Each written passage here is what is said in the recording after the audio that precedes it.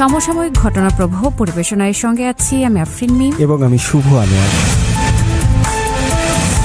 জানিয়ে দিচ্ছি বিশেষ বিশেষ ঘটনার শিরোনাম। ব্রাজিলের সঙ্গে ন্যায়সঙ্গত বিশ্ব গড়তে প্রস্তুত চীন। ব্রাজিলের প্রেসিডেন্টের সঙ্গে ফোনালাপে চীনের প্রেসিডেন্ট শি জিনপিং। মার্কিন আধিপত্য ও একতরফা পদক্ষেপ বিশ্বব্যাপী সমুদ্রের নিরাপত্তার জন্য হুমকি বলে মনে করে চীন। আল জাজিরার ৫ সাংবাদিক হত্যার ঘটনায় চীনের তীব্র নিন্দা। ৯০ দিনের জন্য ২৪% শুল্ক স্থগিত করতে চীন যুক্তরাষ্ট্রের সম্মতি। শুনছিলেন শিরোনাম, এবার বিস্তারিত।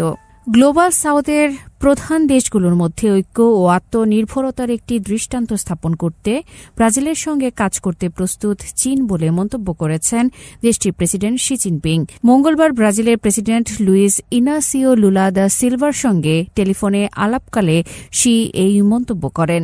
এ সময় তিনি আরও ন্যায়সঙ্গত বিশ্ব ও আরও টেকসই গ্রহ গড়ে তোলার জন্য দুই দেশের একসঙ্গে কাজ করার উপর জোর দেন। তিনি বলেন, বর্তমানে চীন ব্রাজিল সম্পর্ক ইতিহাসের সেরা পর্যায়ে রয়েছে। একটি অভিন্ন ভবিষ্যতের লক্ষ্যে দুই দেশের কৌশলগত সারিবদ্ধতা একটি মসৃণ ও সফল অগ্রগতির সূচনা করেছে।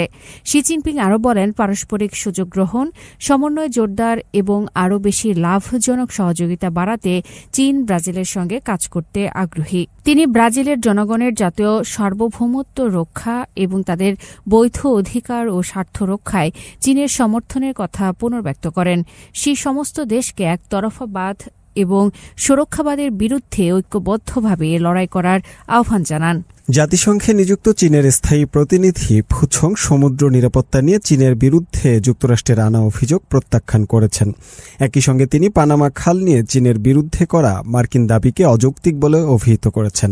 সোমবার নিরাপত্তা পরিষদের উচ্চ পর্যায়ের উন্মুক্ত বিতর্কে তিনি এসব কথা বলেন। তিনি বলেন, চীন সবসময় পানামা খালের উপর পানামার সার্বভৌমত্বকে সম্মান করে, একই সঙ্গে আন্তর্জাতিক জলপথ হিসেবে খালের স্থায়ী নিরাপত্তাকেও স্বীকৃতি দেয়। ফুছং বলেন, যুক্তরাষ্ট্রের মিথ্যাচার এবং চীনের উপর ভিত্তিহীন অভিযোগ খাল নিয়ন্ত্রণের একটি চক্রান্ত ছাড়া আর কিছুই নয়। চীন দৃঢ়ভাবে অর্থনৈতিক জবরদস্তি এবং হুমকির বিরোধিতা করে, পাশাপাশি যুক্তরাষ্ট্রকে মিথ্যাচার ও সমস্যা তৈরি বন্ধ করার আহ্বান জানায়। ইসরায়েলের বিমান হামলায় আল জাজিরার ৫ সাংবাদিক হত্যার ঘটনায় তীব্র নিন্দা জানিয়েছে চীন। সোমবার নিয়মিত এক সংবাদ সম্মেলনে এই নিন্দা জানান চীনের পররাষ্ট্র মন্ত্রণালয়ের মুখপাত্র লিন জিয়ান। তিনি আরও বলেন, আমরা সংঘাতে মর্মান্তিকভাবে নিহত হওয়া সাংবাদিকদের জন্য গভীর শোক প্রকাশ করছি। ইসরায়েলের বৃহৎ সামরিক অভিযান শুরু হওয়ার পর থেকে পর্যন্ত মোট ২৩৭ জন সাংবাদিক নিহত হয়েছেন। তিনি আরও বলেন, চীন ইসরায়েলকে অবিলম্বে গাজায় তার সামরিক অভিযান বন্ধ করার, মানবিক সাহায্যের পূর্ণ প্রবেশাধিকার পুনরায় চালু করার এবং যত দ্রুত সম্ভব পরিস্থিতি শান্ত করার আহ্বান জানায়। দক্ষিণ চীন সাগরের হুয়াং ইয়ানতাও এলাকার কাছে ফিলিপাইনের অবৈধ অনুপ্রবেশ ও উস্কানিমূলক কর্মকাণ্ড বন্ধ করার আহ্বান জানিয়েছে চীন। একই সঙ্গে চীন তার আঞ্চলিক সার্বভৌমত্ব ও সামুদ্রিক অধিকার রক্ষার দৃঢ় অবস্থান পুনর্ব্যক্ত করেছে। সোমবার নিয়মিত এক সংবাদ সম্মেলনে এসব কথা বলেন দেশটির পররাষ্ট্র মন্ত্রণালয়ের মুখপাত্র লিন জিয়ান। তিনি বলেন, ফিলিপাইনের কোস্ট গার্ডের একাধিক জাহাজ, নৌযান এবং মাছ ধরার নৌকা সোমবার চীনের জলসীমায় অনুপ্রবেশ করেছে। এই কর্মকাণ্ডগুলো চীনের সার্বভৌমত্ব ও বৈধ অধিকারের মারাত্মক লঙ্ঘন। এ ধরনের আচরণ স্পষ্টতই অসৎ ও উদ্দেশ্যপ্রসূত। ৯০ দিনের জন্য মার্কিন পণ্যের উপর শুল্ক বৃদ্ধি স্থগিত রাখার ঘোষণা দিয়েছে চীনের শুল্ক কমিশন। মঙ্গলবার রাত ১২টা থেকে নতুন এই সিদ্ধান্ত কার্যকর হয়েছে। এই পদক্ষেপের ফলে দুই দেশের মধ্যে বাণিজ্য উত্তেজনা কিছুটা প্রশমিত হবে বলে ধারণা করা হচ্ছে। এই সিদ্ধান্তের ফলে চীনা বাজারে মার্কিন পণ্যের প্রবেশ কিছুটা সহজ হবে এবং দুই দেশের মধ্যে চলমান বাণিজ্য আলোচনার জন্য একটি ইতিবাচক পরিবেশ তৈরি হবে বলে আশা করা যায়। চীন ও যুক্তরাষ্ট্র সোমবার চীন মার্কিন স্টকহোম আর্থ বাণিজ্য বৈঠক যৌথ বিবৃতি অনুযায়ী সোমবার থেকে যুক্তরাষ্ট্র চীনা পণ্যের উপর আরোপিত ২৪% পারস্পরিক শুল্ক ৯০ দিনের জন্য স্থগিত করবে। এদিকে যুক্তরাষ্ট্রের কয়েকটি প্রতিষ্ঠানের উপর থেকে অবিশ্বস্ত নিষেধাজ্ঞা প্রত্যাহার করেছে চীন। মঙ্গলবার থেকে নতুন এ সিদ্ধান্ত কার্যকর হয়েছে। পার্টি স্কুল বা গভর্নেন্স একাডেমিগুলোর কার্যক্রম নিয়ে সংশোধিত একটি বিধিমালা প্রকাশ করেছে চীনের কমিউনিস্ট পার্টির কেন্দ্রীয় কমিটি। সোমবার এক সরকারি বিবৃতিতে জানানো হয়, এ তথ্য। বিবৃতিতে বলা হয়েছে, এই সংশোধিত বিধিমালার লক্ষ্য হল পার্টি স্কুলগুলোর প্রশিক্ষণ ব্যবস্থা ও কার্যপদ্ধতি আরও উন্নত করা, যাতে পার্টির সদস্য ও কর্মকর্তাদের শিক্ষা ও প্রশিক্ষণের মূল মাধ্যম হিসেবে এগুলোর ভূমিকা পুরোপুরিভাবে কাজে লাগানো যায়।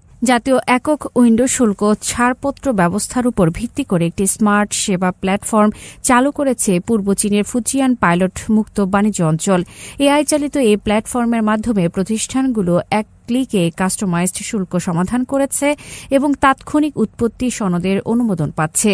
চলতি বছর এখন পর্যন্ত ফুজিয়ানের প্রতিষ্ঠানগুলো 240 কোটি ইউয়ান মূল্যের পণ্য রপ্তানির জন্য স্বতন্ত্রভাবে উৎপত্তি ঘোষণা করেছে, যা দেশব্যাপী প্রথম স্থানে রয়েছে। ই কমার্স সেক্টরের লজিস্টিক অপারেশনের সূচক অনুযায়ী চীনের ই কমার্স লজিস্টিক সূচক আগের মাসের তুলনায় জুলাই মাসে 0.2 পয়েন্ট বেড়েছে। সূচকটি বেড়ে 112.0 পয়েন্টে দাঁড়িয়েছে, যা বছরের সর্বোচ্চ রেকর্ড।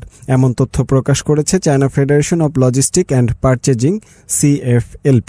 চীনের চিংশান অফশোর উইন্ড ফার্ম ফেজ 1 এর নির্মাণ কাজ সম্পন্ন হয়েছে। এতে প্রথম ধাপে মোট 36টি টারবাইন স্থাপন করা হয়। এটি চীনের প্রথম কোনো অফশোর উইন্ড পাওয়ার প্রকল্প যার বিদ্যুতের দাম কয়লার দামের চেয়ে কম। উইন্ড ফার্মটি এখন সাংহাইয়ের বৃহত্তম একক অফশোর উইন্ড পাওয়ার প্রকল্প, যার প্রতিটি টারবাইনের ক্ষমতা 8.5 মেগাওয়াট।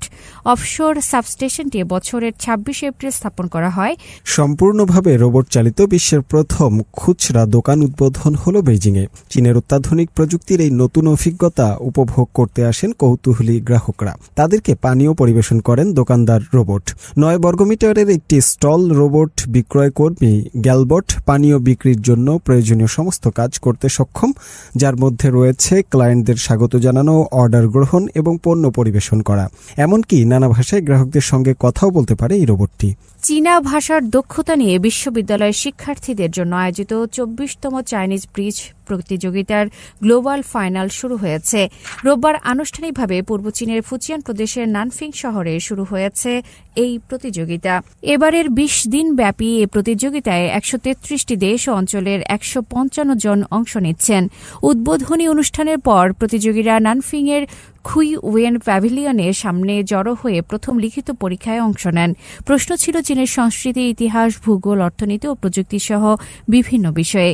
প্রতিযোগীরা বেইজিং, চাংচো এবং ফুচো সহ একাধিক চীনা শহর সফর করবেন, যেখানে তারা চীনা সংস্কৃতি উপভোগের পাশাপাশি স্মার্ট ম্যানুফ্যাকচারিং এর উদ্ভাবনী প্রযুক্তিও সরাসরি দেখার সুযোগ পাবেন।